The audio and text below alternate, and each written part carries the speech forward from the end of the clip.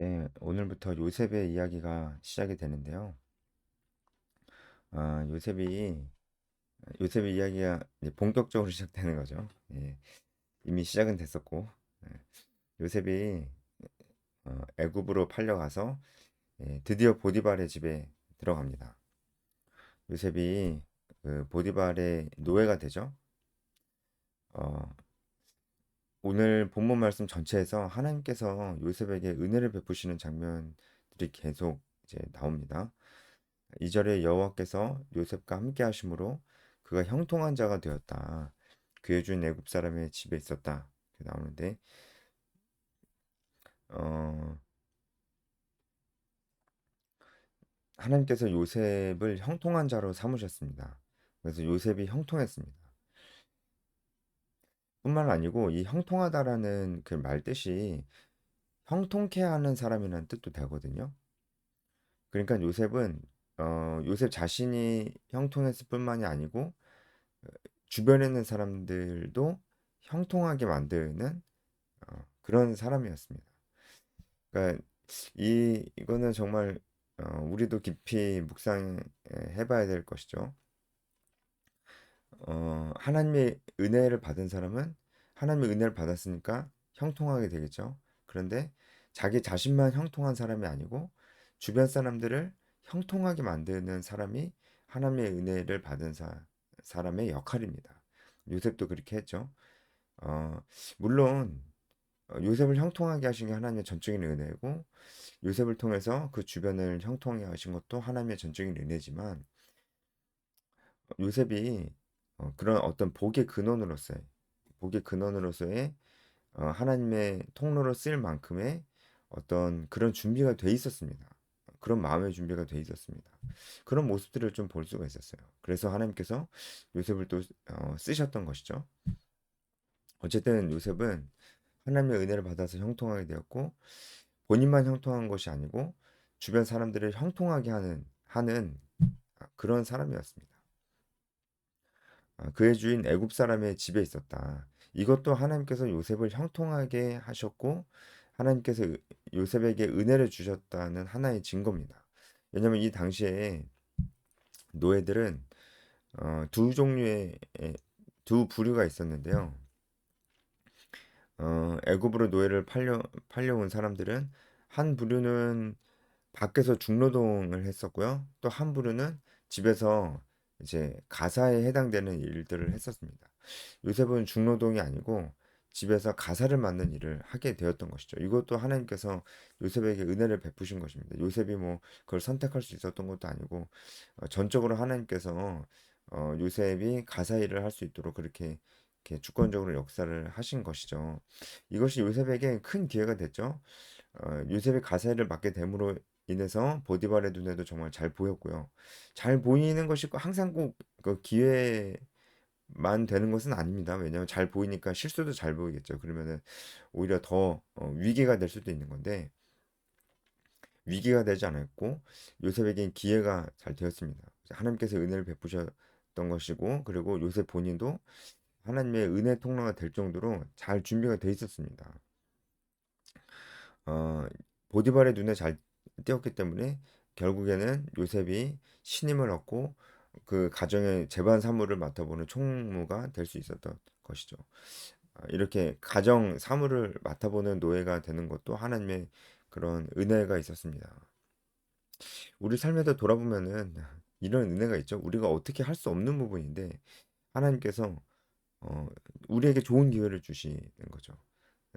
어떨 땐 그게 위기로 작용될 수도 있는 것이지만 우리가 하나님 앞에서 잘 준비가 돼 있다면은 그것이 우리에게 얼마든지 기회로 어, 쓰일 수 있는 어, 그런 것들을 하나님께서 우리에게 주신다는 거죠. 하나님께서 요셉을 형통하게 하셨는데 이게 이방 사람인 하나님을 전혀 모르는 보디발이 봐도 그게 보일 정도로 하나님께서 요셉을 형통하게 하셨습니다. 그래서 4절에 요셉이 그의 주인에게 은혜를 입었다 이렇게 되어 있습니다. 요셉이 그의 주인에게 은혜를 입어서 주인 보디발이 요셉을 총무로 삼았습니다. 근데 여기서 히브리어 표현을 보면은 어, 그 주인에게 은혜를 입었다는 이 말이 그 결과로 되어 있습니다. 그리고 3절이 그 원인으로 되어 있습니다. 그러니까 무슨 말이냐면 보디발이 보기에 요셉이 하나님의 은혜를 입었 아니 그러니까 어 요셉이 하나님의 은혜를 입은 것을 보디발이 봤기 때문에 요셉에게 은혜를 베풀어서 그를 가중 총무로 삼았다. 이렇게 이어지는 거예요. 3, 4절이. 보디발이 하나님이 요셉과 함께 하시는 걸 봤기 때문에 그를 가정 총무로 삼았다. 이렇게 봐야 되는 겁니다. 그러니까 하나님을 모르는 보디발이 봐도 요셉은 하나님의 은혜를 받고 있는 그런 자였죠. 그걸 어떻게 알았을까요? 그러니까 하나님을 모르는데 하나님의 은혜를 받았는지 어떻게 알았을까요? 아무래도 요셉이 하나님의 이야기를 하고 다녔겠죠. 그렇게 생각할 수밖에 없겠죠. 아니면 요셉이 아니면은 하나님이라는 존재를 아예 알 수가 없는데 하나님이라는 존재를 아예 모르는데 보디발이 어떻게 요셉이 하나님의 은혜를 입었으면 어떻게 알 수가 있겠어요. 그러니까 아마 우리가 추측할 수 있는 것은 보디발이 보기에 요셉이 너무 일도 잘하고 하여튼 그러고 하여튼 뭔가 잘 돼요.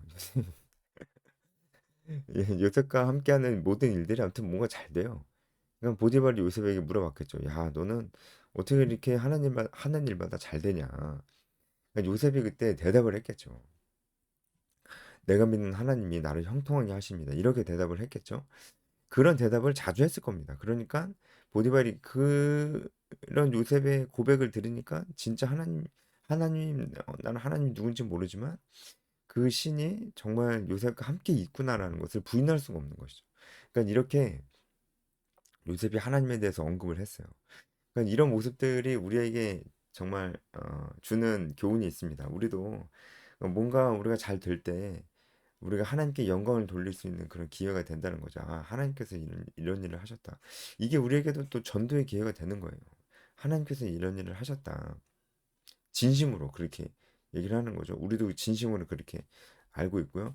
그리고 이것은 요셉이 평소에도 그 생각을 갖고 있었다는 거예요. 그러니까 보디발을 전도하기 위해서 그냥 하나님에 대해서 알리기 위해서 일부러 그렇게 얘기한 것일 수도 있지만 이것이 요셉의 진정한 고백이고 요셉이 평소에 그 생각을 하고 있었다는 것을 알 수가 있어요. 평소에 그런 생각을 갖고 있지 않았다면은 주인이 갑자기 야, 너는 왜 이렇게 잘 되냐라고 물어봤을 때 하나님에 대한 얘기가 바로 안 나올 수도 있거든요. 평소에 그 생각을 가지고 있었기 때문에 보디발의 요셉에게 넌 왜 이렇게 하는 일마다 잘 되냐 했을 때 하나님이 나를 통해서 일하셨고 나에게 은혜를 주셨습니다라는 얘기가 바로바로 튀어나올 수가 있었다는 거예요. 그러니까 우리도 평소에 평소에 우리가 하나님의 은혜를 항상 직감하고 있고 하나님의 은혜를 정말 나의 고백으로 삼고 있는 것이 정말 중요하다는 것을 알 수가 있죠. 그것이 우리에게 전도의 기회를 가져다 줄 수 있다는 것을 우리가 여기서도 볼 수가 있습니다. 그래서 5절 보면은 그가 요셉에게 자기의 집과 모든 소유물을 주관하게 한 때부터 하나님께서 보디발의 집에 복을 내리셨습니다. 그러니까 요셉이 가정 총무가 된 때부터 하나님께서 보디발의 집에 복을 내리셨습니다. 그러니까 보디발은 더 확신할 수 있었겠죠. 하나님께서 진짜 계시는구나. 그리고 요셉과 함께 계시는구나.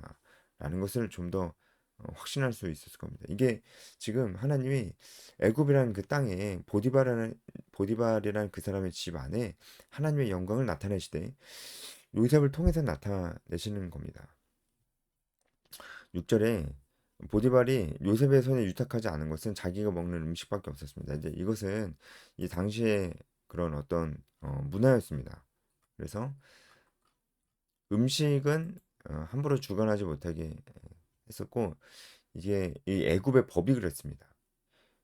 외국인들이 그 애굽인의 음식을 관리하고 이런 식사할 때 합석하고 이런 것은 금지가 돼 있었기 때문에 그렇게 못했을 뿐이지 다른 것은 다 요셉이 할 수 있도록 주관할 수 있도록 보디발이 허용했다. 그리고 요셉은 용모가 빼어나고 아름다웠다라고 얘기합니다. 이 얘기는 이제 7절 이하에 이어지는 보디발의 아내의 유혹에 대한 배경이 되죠. 그래서 보디발의 아내가 요셉을 유혹했습니다. 동침하기를 청했다 이렇게 돼 있는데요. 여기서 청했다는 것은 그냥 유혹했다라는 것도 되지만 명령했다라는 것도 됩니다. 어, 그래서 요셉이 거절하죠. 어, 유혹이든 명령이든 어쨌든 거절합니다. 그러면서 요셉이 하는 얘기가 내 주인이 모든 소유를 나에게 맡겼다는 얘기를 이제 합니다. 그러니까 이 얘기는 지금 요셉이 어떤 고백을 하고 있는 거냐면 내가 하나님께 은혜를 받았다.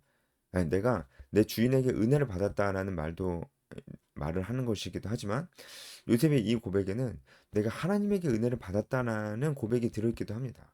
내가 주인에게 은혜를 받았다. 그, 이 집안의 모든 소유를 나에게 위탁했다.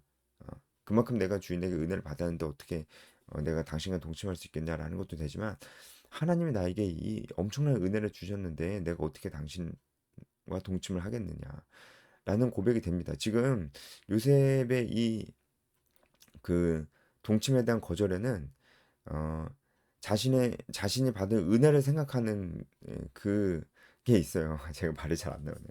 그러니까 간단히 말씀드리면 이 엄청난 유혹을, 그러니까 보디발의 아내니까, 이 보디발이 얼마나 높은 사람이에요. 그러니까 보디발의 아내니까 또 그 얼마나 입었겠어요. 요셉이 거절하기 힘들었을 텐데, 어, 요셉이 이 엄청난 유혹을 뿌리칠 수 있었던 그 동력이 어디서 왔냐? 바로 은혜를 기억하면서 왔어요. 일단은 그가 자기 자신이 은혜를 받은 사람이라는 것을 계속 기억을 하고 있었어요. 그러니까 이 유혹이 갑자기 찾아왔는데 어, 요셉이 자기 자신은 언제나 그 은혜를 받은 사람이라는 걸 늘 기억하고 있었기 때문에 이 유혹이 갑자기 찾아왔을 때도 나는 은혜 받은 사람이지라는 것을 놓치지 않을 수 있었어요. 그러니까 요셉은 자기 자신이 은혜를 받은 사람이라는 걸 늘 기억하고 있었다는 것입니다. 이것이 유혹을 뿌리칠 수 있는 동력이 됐어요. 이 은혜를 자기 주인이 자기한테도 준 것이지만 궁극적으로는 하나님께서 이 은혜를 자기에게 주셨다는 이 고백이 있었어요. 그러니까 요셉이 뭐라고 합니까? 9절 마지막에 내가 어떻게 하나님께 죄를 짓겠습니까? 이렇게 얘기를 하잖아요. 그러니까 내가 어떻게 내 주인에게 죄를 짓겠습니까? 그렇게 얘기 안 하고 내가 어떻게 하나님께 죄를 짓겠습니까? 이렇게 고백을 하는 것은 지금 요셉의 마음속에 늘 하나님께 내가 은혜를 많이 받았다라는 고백이 늘 있었다는 것을 반증해주고 있는 거예요. 여러분, 이것이 우리가 유혹을 이겨낼 수 있는 힘이 됩니다. 우리도 살아가면서 많은 유혹이 있잖아요. 이 유혹을 어떻게 견뎌낼 수 있습니까? 유혹은 핍박보다는 더 어려운 거예요. 우리를 쓰러뜨리게 만든다고요. 우리가 이 유혹을 이겨낼 수 있는 힘이 어디에 있습니까? 바로 우리 자신이 하나님께 은혜를 많이 받은 사람이라는 것을 늘 묵상하고 있어야 됩니다. 그때 우리는 유혹을 이겨낼 수 있는 동력을 얻게 된다는 거예요. 요셉에게 있어서 이 은혜를 기억함이 이 유혹을 뿌리칠 수 있는 정말 큰 동력이 됐습니다. 만약에 요셉이 여기서 유혹을 뿌리치지 못했다면 이때까지 그가 아무리 잘했어도 다 소용이 없게 되는 거예요. 보디발도 요셉을 통해서 하나님을 봤는데 그것도 다 이제 소용이 없게 되는 거예요. 오히려 하나님을 원망하고 그렇게 될 수도 있는 거예요. 실족하고 그렇게 될 수도 있는 거예요. 그러니까 아주 절체절명의 순간이었는데 늘 하나님의 은혜를 기억하고 있었던 요셉이 이 유혹을 뿌리칠 수 있었습니다. 요셉이 하나님의 은혜를 기억하고 있었어요. 우리도 하나님의 은혜를 늘 기억하고 있어야 됩니다. 왜냐면은 실제로 하나님의 은혜가 우리에게도 너무나 많기 때문이죠.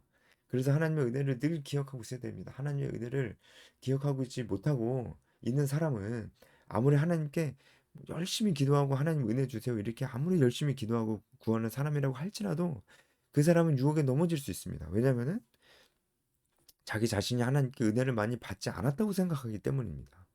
받지 않았다고 생각하면서 아무리 기도를 해도 그 사람은 유혹에 취약합니다. 그러니까 기도를 열심히 하는 것보다 중요한 것은 자기 자신이 하나님께 은혜를 이미 많이 받은 사람이라는 것을 늘 기억하고 있는 그것입니다. 그러니까 늘 기억하고 있으면 기도를 또 많이 안 할 수가 없겠죠. 그만큼 우리가 하나님께 받은 은혜를 늘 기억하고 있어야 됩니다. 여러분, 우리가 하나님께 받은 은혜가 정말 많습니다. 저도 그 은혜를 정말 믿고 살 때가 많은데요. 늘 기억하는 것이 정말 중요합니다. 요셉을 생각해 보세요. 요셉이 하나님의 은혜를 기억하는 게 얼마나 어려웠겠어요. 요셉이 지금 너무나 큰 상처가 있잖아요. 형들에게 버림받았고 형들이 심지어 자기를 죽이려고 그랬어요. 그나마 노예로 팔았는데 형들이 자기가 가져온 음식을 자기를 구덩이에 던져놓고 자기가 가져온 음식을 먹고 희희덕거리면서 어떻게 죽일까 막 얘기하고 그 장면들이 어린 요셉의 머릿속에서 떠나지 않았을 거예요. 얼마나 하나님을 원망하겠어요. 하나님 나한테 그런 꿈을 보여주시고 그랬는데 제가 지금 어떻게 되는 겁니까? 하나님 저에겐 희망이 없습니다. 제 가족들이 저를 버렸습니다. 얼마나 힘들었겠어요. 하나님을 원망할 수도 있는 상황이었는데 오히려 하나님께서 나에게 은혜를 베푸셨다 이렇게 얘기를 하잖아요. 근데 하나님께서 요셉에게 은혜를 베푸신 게 맞습니다. 그게 맞아요. 하나님을 기억했을 때 요셉이 하나님의 은혜를 볼 수가 있었습니다. 우리도 아무리 힘들고 어려운 상황이 있어도 그 이면에 있는 하나님이 나에게 주신 더 큰 은혜를 기억해야 될 것입니다. 그것이 우리가 이 세상에서 유혹을 이겨낼 수 있는 동력이 될 것이고 하나님의 뜻에 따라 살 수 있는 동력도 될 것입니다. 오늘 여기까지 하겠습니다.